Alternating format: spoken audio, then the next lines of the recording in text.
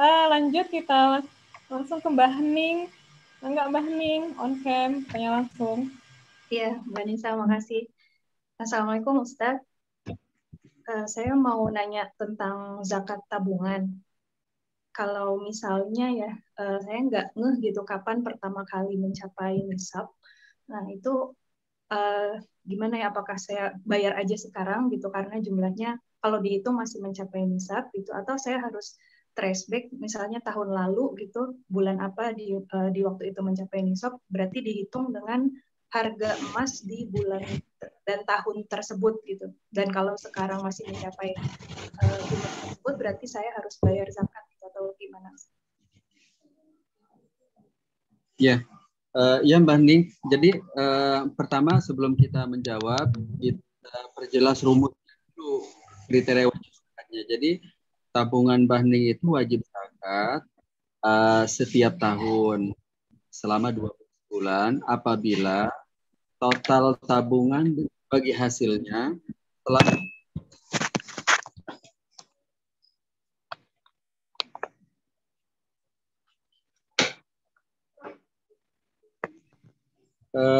total tabungan dan bagi hasilnya selama 12 bulan itu mencapai 85 gram emas. Nah, jadi dengan ungkapan ini wajib zakat itu bukan saat nyampe 85 gram. Maksudnya adalah 85 gram itu adalah dimiliki oleh kita selama 12 bulan. Kita ilustrasikan ya. Misalnya saya punya tabungan.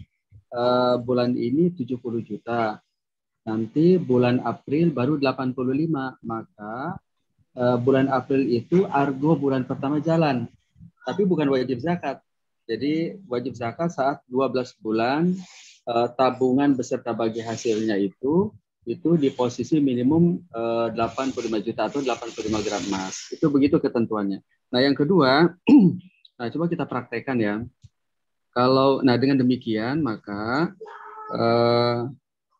jika yang sebelumnya itu memang kita seingat kita itu tabungan plus bagi hasilnya itu sudah mencapai nisab di rentan waktu 12 bulan, menurut saya tetap harus dikeluarkan zakatnya. Tetapi kalau memang belum mencapai nisab, maksudnya tadi yang mencapai nisab kan 12 bulan berturut-turut saldo tabungan kita itu 85 gram emas, maka wajib zakat. Jadi ditunaikan zakatnya jika memang memenuhi kriteria, tapi dengan penjelasan seperti itu. Begitu Mbak Ning, mudah-mudahan runut ya. Berarti kalau misalnya saya lupa gitu kapan mencapai nisabnya, ya kalau bisa dicari bisa dikirakan atau dicari ini ya Pak Ustadz ya, histori saldonya. Betul. Gitu. Betul, itu kayaknya sih bisa pakai asumsi juga cukup. Jika memang kita tidak ingat, cukup pakai asumsi juga nggak apa-apa. Jadi asumsinya 2 tahun, asumsinya 3 tahun, asumsinya setahun gitu. Angkanya juga kalau memang tidak ada data valid, pakai asumsi juga nggak apa-apa. Misalnya pergerakannya antara 90-95 juta, ya salah satunya boleh pilih gitu. Berarti kalau misalnya masih mencapai angka tersebut setiap tahun dikeluarkan ya Ustaz? Ya, betul. Jadi, nah ini memang ada pembahasan lain banding. Jadi itu memang tetap wajib zakat karena mengikuti rujukan zakat emas. Nah, memang idealnya memang dana-dana idle itu memang harusnya proporsional dalam perencanaan keuangan, tidak terlalu besar-besar amat. Jadi dana-dana likuid kayak tabungan emas, terutama ya emas, tabungan, itu harusnya memang tidak terlalu besar. Karena apa? Karena dia akan terhabis dengan pengeluaran zakat. Ya, harusnya sih dana-dana darurat itu tidak terlalu besar. Nah, nanti sisanya mendingan kita alihkan untuk investasi di sektor yang risikonya terkendali gitu.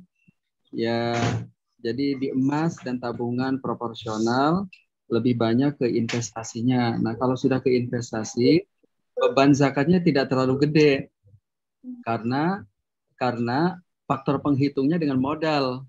Kan modal ditambah keuntungan dikurangi biaya operasional.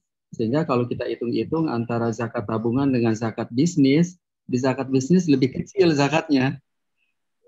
Ketentuan ini agar jangan terlalu banyak dana nganggur, lebih baik dialihkan ke investasi. Demikian Pak. Iya, jazakallah Ustaz.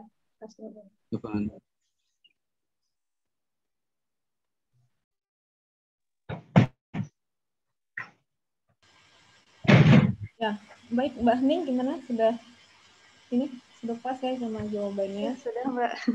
Makasih Mbak Nisa. Ustadz, mohon maaf tadi mungkin saya agak kurang jelas. Tadi yang 85 itu kan asumsinya kalau zakat tabungan asumsinya 85 gram emas itu 1 gram emas 1 juta ya. Iya, iya. Tapi bagi hasil, misalnya kalau bagi hasil atau jumlah pendapatannya sama tambah bagi hasil atau gimana tadi Ustaz? Yang 85 gram. Oh ya, ini juga untuk Mbak Nisa dan Mbak Hening. Memang ada dua pendapat, Mbak. Ada dua pendapat. Pendapat pertama adalah akumulasi dari modal tabungan dan bagi hasil. Pendapat yang kedua, bagi hasilnya saja. Jadi kapan bagi hasil yang mencapai 85 juta, maka wajib zakat. Nggak nyampe, berarti nggak wajib zakat. Begitu tadi Luput juga saya jelaskan bandingnya. Jadi ada dua pandangan memang. Pandangan pertama, pokok, tabungan, dan bagi hasil. Yang kedua itu bagi hasilnya saja. Berarti kalau dia misalnya tabungan berencana mungkin ya, itu kan ada tuh yang 1 tahun.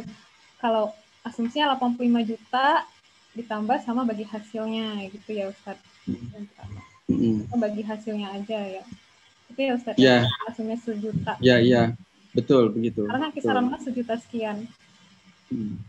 Nah, kalau yang emas tadi kan emasnya beda-beda ya Ustaz. Ada yang emas logam mulia, emas yang udah langsung jadi, itu emas yang mana ya Ustaz?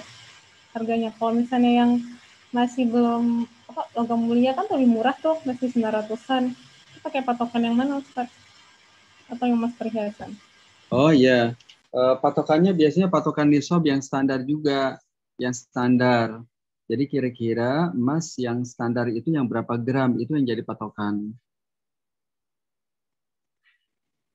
Apakah misalnya 25 karat atau berapa.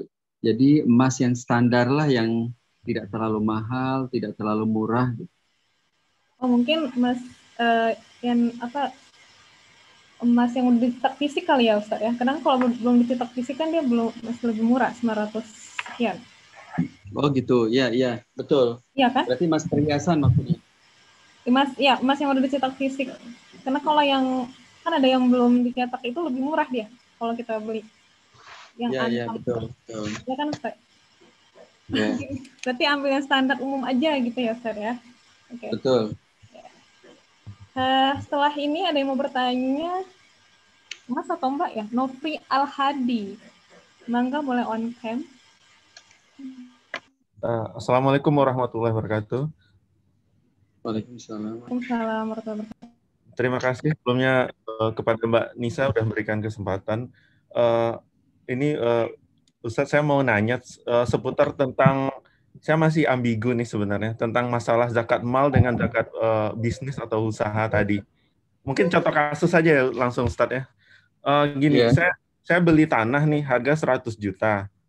Itu kan dari uang saya cash, bukan cash, maksudnya 100 juta itu saya beli, tapi saya cicil baru 2 bulan gitu cicilnya. Artinya kan dari harga tanah itu kan sudah kena nisab karena udah di atas 85 gram emas harganya. Cuman saya kan belum lunas itu Ustaz. Itu apa saya sudah mulai bayar apa? Itu maksudnya saya bayar sebagai zakat mal atau zakat bisnis atau gimana Ustaz? Itu satu. Yang satu lagi kasusnya saya juga ada ruko. Itu ruko itu kalau ruko itu jatuhnya itu zakat bisnis atau zakat mal Ustaz? Karena disewakan. Karena saya menerima sewa setiap tahun. Tapi kalau dari sewanya itu sebenarnya di bawah nisab yang 85 gram. Tapi kalau harga rukonya sendiri jauh di atas nisab gitu Ustaz. Mohon penjelasannya Ustaz. Terima kasih. Iya, yang pertama tentang tanah yang masih dicicil. Memang ini ada dua pandangan. Saya serahkan ke Bapak ya, mana yang mau dipilih. Jadi pandangan pertama tidak wajib zakat karena Selama itu masih diangsur, selama itu masih dicicil, maka belum dimiliki secara sempurna. Termasuk juga piutang dan gadai. Walaupun piutang dan gadai itu aset kita, tetapi belum kita miliki secara sempurna. Itu pandangan pertama, tidak wajib zakat. Pandangan kedua, tetap wajib zakat gitu. Itu dua pandangan fikih ya. Yang kedua terkait dengan kontrakan. Nah, kontrakan ini selama kita miliki secara sempurna, maka kewajiban zakatnya merujuk kepada zakat pertanian. Jadi dizakatkan setiap bulan kita menerima hasil sewa dari mereka yang menempati kos-kosan atau kontrakan kita. Jika hasil sewa yang kita terima itu mencapai minimum per bulan per menerima kita hasil sewa itu 6.530.000, itu dikeluarkan 5% sebagaimana zakat pertanian. Demikian Pak, Mbak Anissa. Ya, gimana Mas Novi? Ingin mendangkapi lagi? Halo? Ya, terima kasih Mbak Nisa. Jadi kalau seperti ruko itu saat kan bayarnya setahun itu per tahun. Berarti cukup per tahun saya keluarkan zakatnya kalau di atas 6.500.000 ya Ustaz berarti. Boleh, nggak apa-apa. Uang sewa. Betul. Betul, ini bayarannya berarti tahunan ya, sewanya ya? Ya, misalnya nominalnya sewanya misalnya 32 juta setahun. Itu kan kalau dari sisi zakat mal kan belum dapat, tapi kan itu tadi kalau saya seperti zakat bisnis ya Ustaz ya berarti jatuhnya. Yang di atas 6.500.000 saya keluarkan 5% ya Ustaz ya. Dari 32 juta gitu. Betul, berarti kalau 32 juta nanti dibagi 12 nyampe 6 juta enggak gitu. Per pendapatan per bulan kita hasil sewanya. Belum nyampe ya. 2 juta belum nyampe 6.500.000. Belum nyampe. Berarti sebenarnya kalau menurut asumsi saya sebenarnya nggak wajib zakat. Nggak wajib zakat, apalagi dengan dana itu harus ada biaya maintenance ya. Iya, ada biaya maintenance. Tapi kalau dari sisi zakat mal, kalau merujuk kepada zakat pertanian sih nggak wajib zakat sebenarnya. Kalau dibawa ke tahunan juga belum nyampe 85 gram emas loh. Iya, kalau tahunannya belum nyampe juga 85 gram. Cuman kalau dari itu kan harta saya Ustaz. Itu kan kalau dari sisi zakat mal kan ruko itu sendiri kan saya miliki. Itu kan harta. Kalau saya jual kan itu kan liquid bisa berupa uang. Jadi anggap misalnya jadi 1 miliar gitu kan. Itu kan harta itu Ustaz. Gimana Ustaz dari pandangan zakat harta Ustaz? Iya. Jadi mungkin bermula dari istilah kali ya. Sebenarnya zakat mal dengan zakat itu semua sama ya. Zakat mal, zakat jadi ceritanya nih ada klaster zakat mal, ada sedekah, ada infak, ada fidyah, ada kurban, ada akikah, ada kurba. Jadi banyak nih. Nah, zakat mal itu maksudnya adalah zakat yang bersifat wajib. Isi dari zakat mal itu adalah zakat profesi, zakat perdagangan, zakat-zakat lain yang bersifat wajib. Zakat nelayan, zakat kelapa sawit, begitu kira-kira tuh. Mungkin ini berbeda dengan kelaziman yang ada di masyarakat tentang terminologi zakat mal. Tapi sebenarnya seperti itulah. Zakat mal itu adalah zakat yang bersifat wajib. Di dalamnya seluruh zakat-zakat yang bersifat wajib termasuk zakat ruko, ya, properti dan lainnya. Nah, itu mungkin terkait terminologi. Terus tadi lupa saya ada yang tersisa yang belum saya respon ya, belum saya jawab ya Pak. Yang itu aja sih. Tadi kan pertama aset berupa tanah, tapi belum lunas. Nah, yang kedua ruko udah dimiliki udah lama. Cuman selama ini saya menerima hasil per tahunnya 32 juta. Nah, tadi kan dibahas dari segi nisab untuk zakat perdagangan pun atau dengan zakat pertanian itu kan belum sampai ya Ustaz ya. Cuman kalau definisi zakat mal itu kan harta yang kita miliki. Ruko itu kan saya miliki, bahkan saya bisniskan lagi gitu kan. Nah, itu gimana Ustaz? Itu maksudnya. Dari sisi pertanian kan saya tidak harus bayar 5% kan, karena tidak dari setiap bulannya tidak sampai 6.500.000 uang sewanya. Tapi dari segi kepemilikan harta, itu kan ruko sendiri kan bernilai harta Ustaz ya. Kalau dijual itu nilainya nominal 1 miliar gitu Ustaz. Nah, itu kan harta itu udah di atas 85 gram emas berarti Ustaz, kalau kita lihat dari segi harta. Iya. Betul. Jadi kalau kita punya ruko, kewajiban zakatnya cuma satu, tidak double sih. Tidak double. Jadi pada saat kita potret itu sebagai zakat ruko, itu dia satu-satunya zakat, tidak ada yang lain. Oh, berarti tidak bisa dimasukkan seperti zakat kita punya uang tabungan cash atau punya emas yang kita simpan, baik emas fisik di rumah misalnya, itu kan jatuhnya tidak bisa dikategorikan itu sama dengan ruko gitu, harga ruko gitu. Iya, beda iya ya. betul. Jadi kaidahnya adalah untuk satu aset itu satu kewajiban zakat. Jadi yang punya tabungan maka kewajiban zakatnya hanya satu, tabungan merujuk pada zakat emas, tidak ada yang lain. Jadi tidak double dia. Jadi begitu pula kepada ruko, ya ruko berarti merujuk ke zakat pertanian satu. Jadi tidak diwajibkan keberadaannya sebagai aset uang semata, tapi peruntukannya untuk apa? Jadi uang plus peruntukan gitu. Nah, jadi kalau ruko berarti hanya satu tuh zakat ruko gitu ya, zakat ruko. Tapi karena belum memenuhi kriteria jadi tidak wajib zakat. Oh iya. Kalau ini nambah satu lagi, saya juga ada saham nih. Itu kalau saham saya tadi kan saya udah dengar nih, saham itu boleh dari hasil nilai asetnya, nilai share-nya dikurang operasional dibayarkan 2,5%. Atau dari dividennya dibayarkan 2,5%. Iya. Itu atau ya Ustaz ya berarti ya. Kalau misalnya dari nilai share-nya itu udah di atas, saya punya saham di atas 85 gram. Anggap aja misalnya udah nilai sahamnya 100 juta. Nah, itu kan udah kena juga kalau saya ngambil yang yang dikurang biaya operasional. Nah, kalau dua-duanya kena misalnya gimana Ustaz? Ini harus misalnya kita pilih mana gitu, mana yang maksudnya alasannya kita pilih yang dua-duanya yang mana nih ya? Enggak. Yang 1 dan 2 nih. Contohnya gini, nilai sahamnya sendiri udah kena nisabnya, nilai dividennya juga udah kena. Nah, saya ngitungnya dari yang nilai saham dikurang operasional. Kalau jujur sebenarnya operasional saya anggap malah nggak ada, kan saya belinya online. Oh gitu ya. Iya. Jadi operasional dalam saham nggak ada ya sebenarnya ya? Ya bisa dibilang nggak ada sih, cuman usaha nggak ada ya. Iya, paling internet atau itu pun bisa saya anggap nggak ada gitu kan. Maksudnya saya nggak ada uang transport datang ke pasar saham, ke bursa saham, terusnya semua nggak ada. Iya. Nah, sedangkan saya dapat dividennya di atas 85 gram emas misalnya. Itu langsung, itu kita pilih yang mana itu? Apa ada cara menilainya gitu, cara ngukurnya gitu?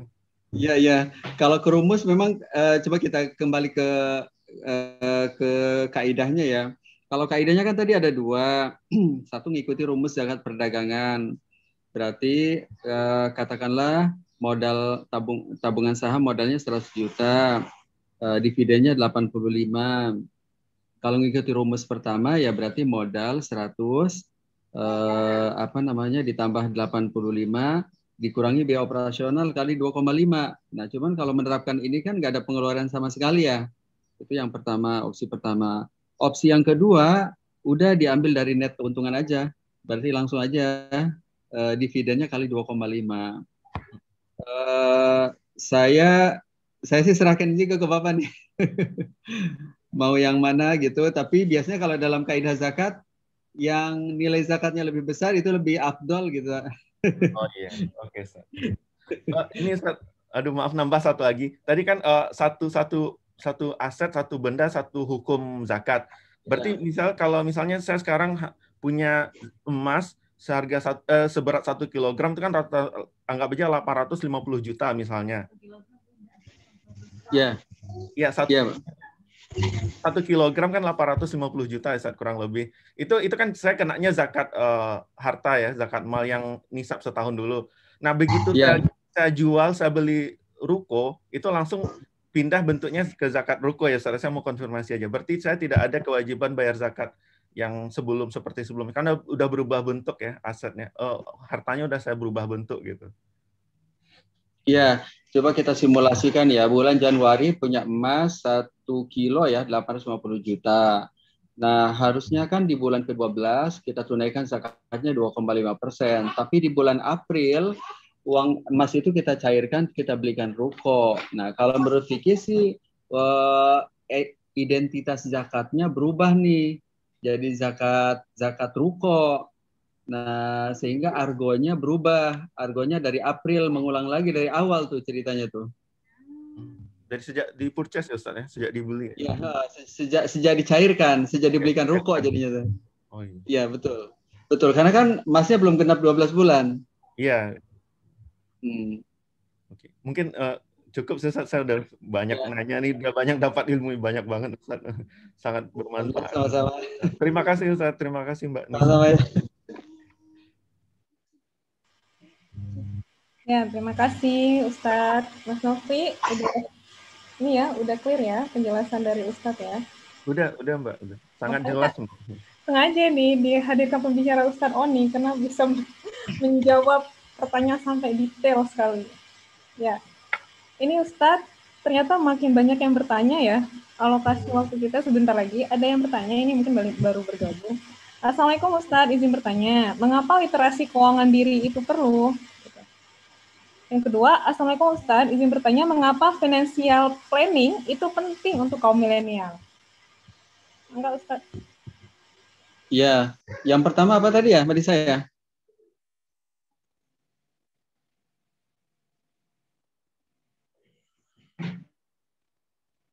Yang pertama apa tadi ya, Mbak Nisa ya? Halo Ustadz, kedengaran suara saya? Iya, tadi pertanyaan pertama apa ya? Mengapa literasi keuangan diri itu perlu, Ustadz?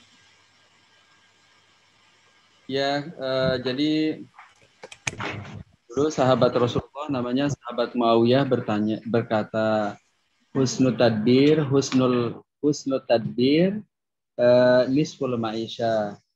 Jadi husnul tadbir, pengelolaan keuangan yang terbaik, keuangan yang terkelola dengan baik itu nisful kasbi, itu berarti setengah pendapatan kita. Maksudnya kalau kita bisa mengelola keuangan dengan baik, maka sebenarnya kita sudah mendapatkan setengah dari pendapatan kita. Sebaliknya kalau keuangan tidak terkelola, berapapun pendapatannya sebenarnya tidak akan menjadi pendapatan kita gitu. Mungkin itu penjelasan dari sahabat Muawiyah ya. Sahabat Abu Bakar juga berkata, inni abghadu ahlal baitil ladzina yunfiquna rizqa ayyamin fi yaumin wahid. Jadi sahabat Abu Bakar berkata, aku membenci setiap orang keluarga yang dapat uang 30 hari tapi habis dalam 1 hari.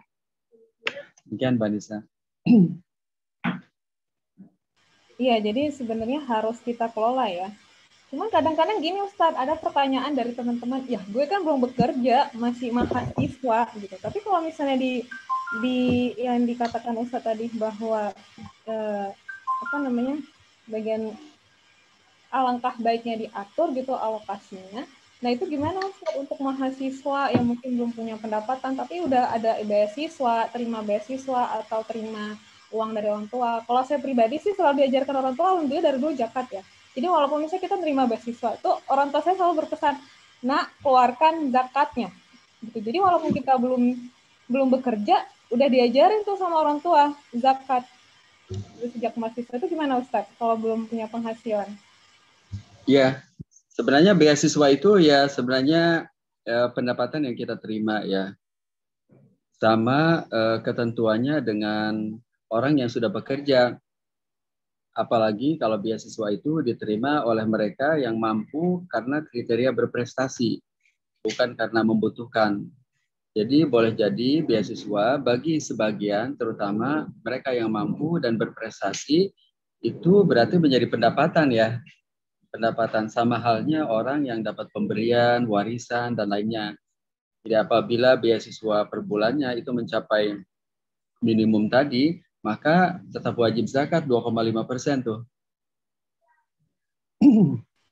Kategori pendapatan ya, kalau memang dia mampu karena berprestasi. Oke. Kemudian, ini kayak pertanyaan terakhir, Ustaz bertanya, mengapa financial planning itu penting bagi kaum millennials? Oke, tadi udah di awal ya. Mungkin perlu dipertegas lagi, Ustaz. Kenapa financial planning penting untuk ya, itu mungkin tadi dengan penegasan sahabat Abu Bakar, sahabat Muawiyah tadi, sudah jelas betapa pentingnya ya, yang tadi 2 ungkapan tadi. Jadi sebenarnya nggak harus tunggu kita punya pendapatan dulu ya Ustadz ya. Selagi mahasiswa juga kita belajar untuk mengelola keuangan ya Ustadz. Mana klasifikasi pengeluaran rutin, mana yang tersier gitu kan. Ya jangan-jangan traveling tiap bulan jadi rutin ya, jadi primer. Nah itu gawat lagi ya kalau misalnya dia emang suka traveling nih tiap bulan ke luar negeri. Wah kalau dikurangin dia mau Jakarta setahun repot ya Ustadz ya. Sekali traveling kan berapa? Dikurangin lagi baru setahun dibayar, waduh. Nah itu mungkin lebih walaupun mahasiswa belum bekerja, belajar untuk mengelola keuangan gitu ya. Jadi financial planning itu bukan nunggu kita mapan dulu, nunggu kita punya mobil dulu, enggak. Tapi bagaimana kita mengelola uang yang ada nih, yang diamanahkan Allah untuk kita. Karena pada hakikatnya itu adalah harta dari titipan Allah gitu ya Ustadz ya. Betul. Ya. Nah, baiklah, ini sudah selesai. Pas ya, 931 ya Ustadz ya. Alhamdulillah. Alhamdulillah. Selesai juga ya. Pas ini ada acara lagi nih. Ya, alhamdulillah untuk Ustadz yang sudah berkenan hadir hari ini, gitu. Untuk teman-teman peserta yang hadir hari ini, berbagai kalangan, ada mahasiswa, ada entrepreneur, ada pekerja. Alhamdulillahnya hari ini memang mayoritas pekerja. Jadi maka tadi sangat banyak membahas tentang zakat gitu.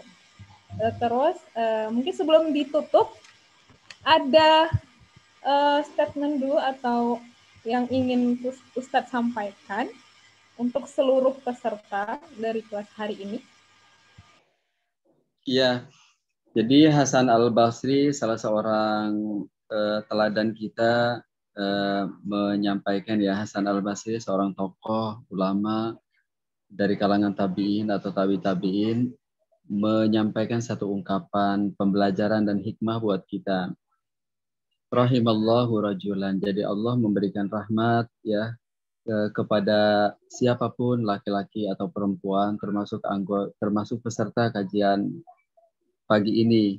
Rahimallahu rajulan iktasaba thayyiban. Sumber pekerjaannya itu halal. Iktasaba thayyiban wa anfaqa qasdan.